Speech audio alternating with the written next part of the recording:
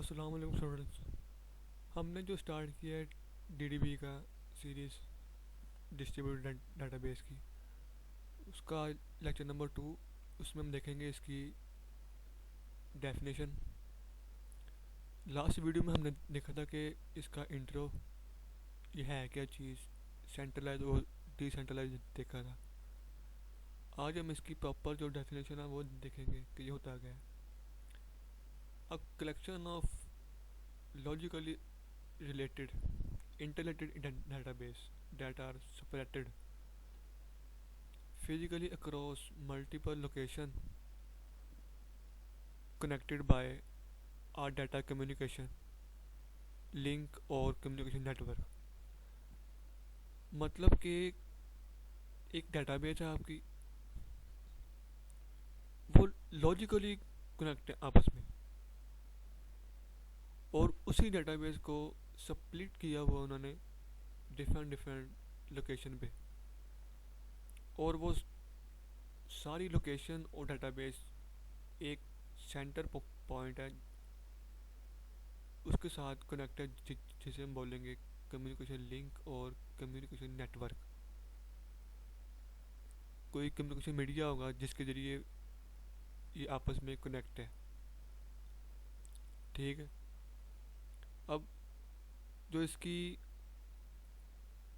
Image है, diagram इसकी, वो देखते हैं हम।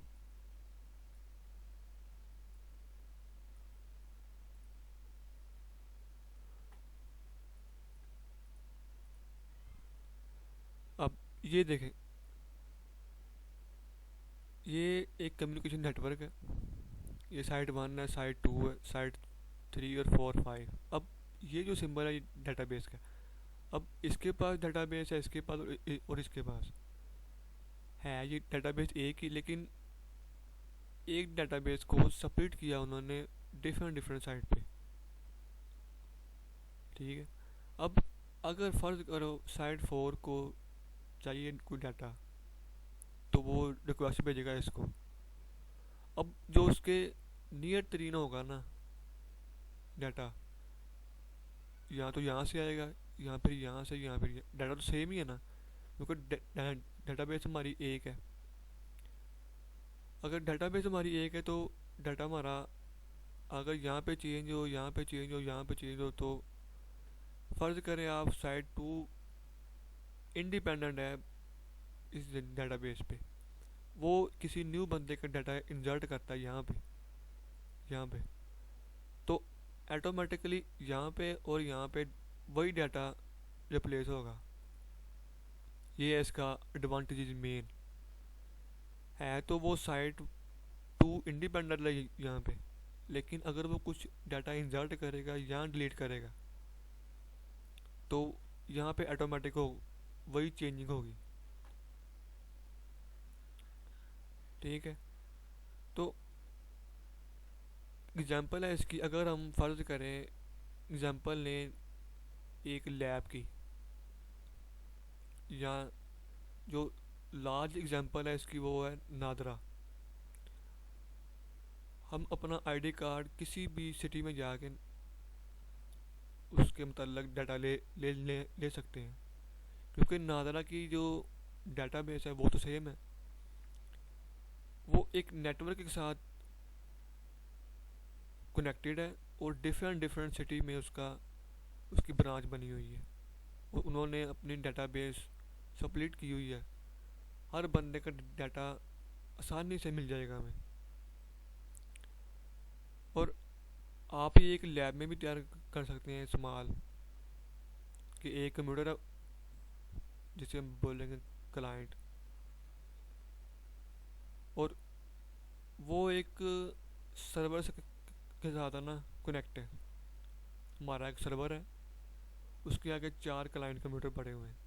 उन सर्वर में एक डाटाबेस है, उस सर्वर ने डाटाबेस हमारी स्प्लिट कर दी तीनों में। अब अगर सर्वर चेंज करेगा तो उनमें भी चेंजिंग होगी, उनमें कोई सेंट्रलाइज डिवाइस होगी, हब कह लें उसे।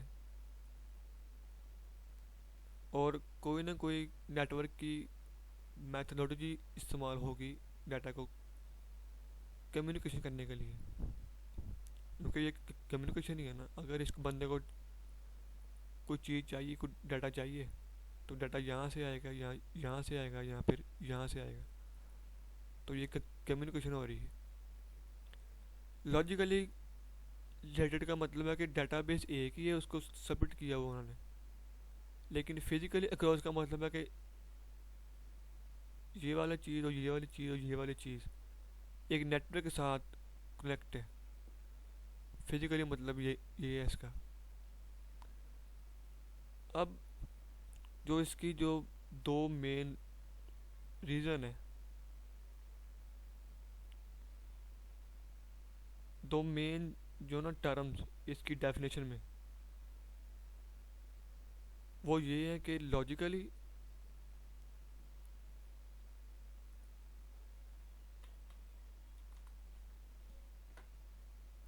हमारी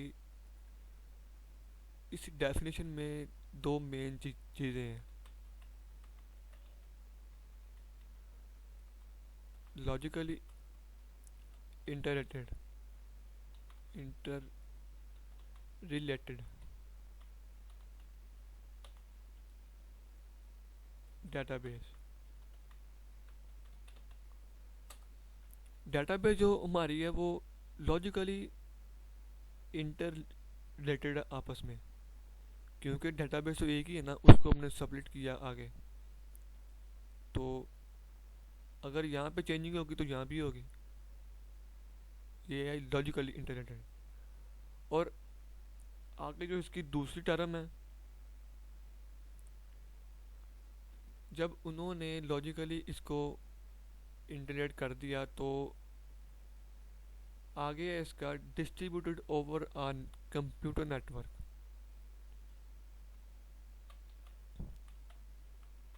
डिस्ट्रीब्यूटेड ओवर कंप्यूटर नेटवर्क।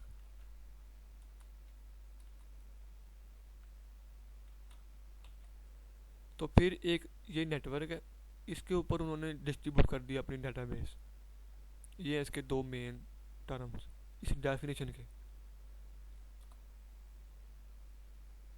आगे इसकी मेन जो प्रॉपर्टी है, प्रॉपर्टीज इसकी वो चार है।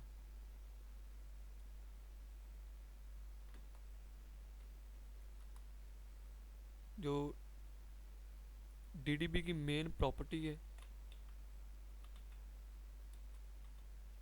प्रॉपर्टीज वो चार है। फर्स्ट नंबर पे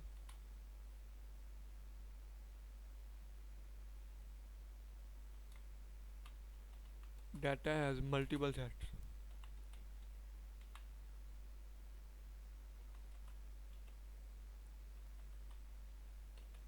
multiple sites.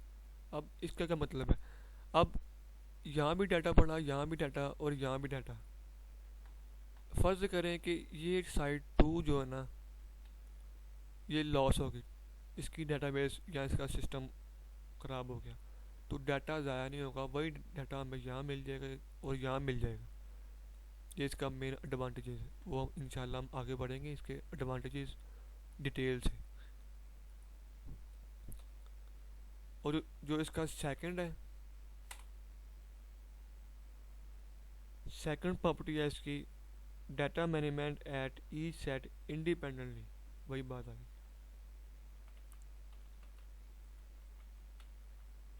Data management each side at each site independently.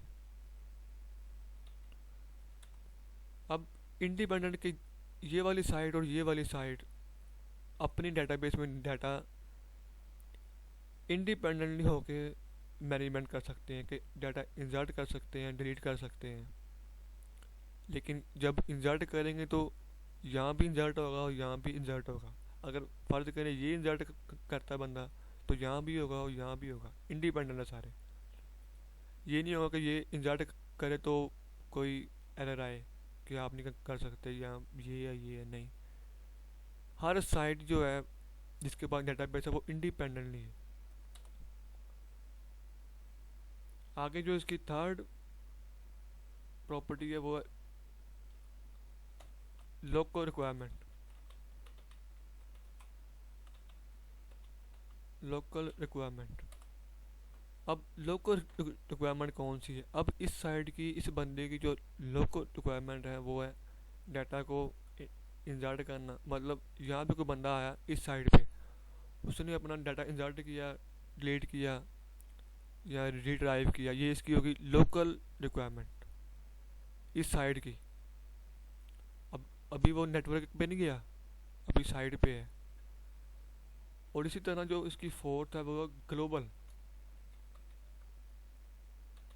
Requirement. अब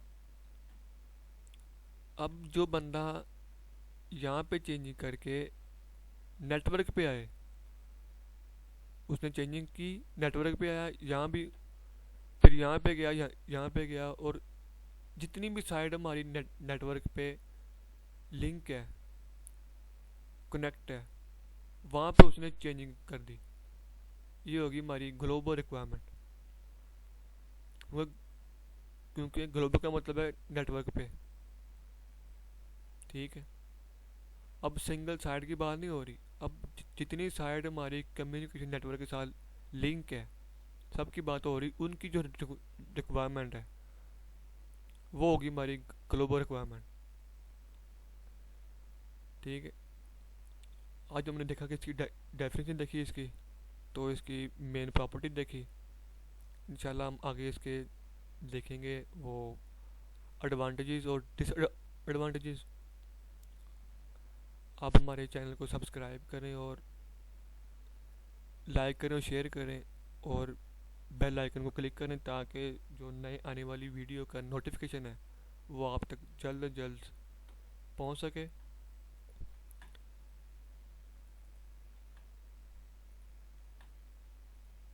ये हमारा चैनल है और इसको करें आप। इंशाल्लाह हम टॉपिक वाइज इस सीरीज़ को कवर करेंगे। अल्लाह हाफ़िज़।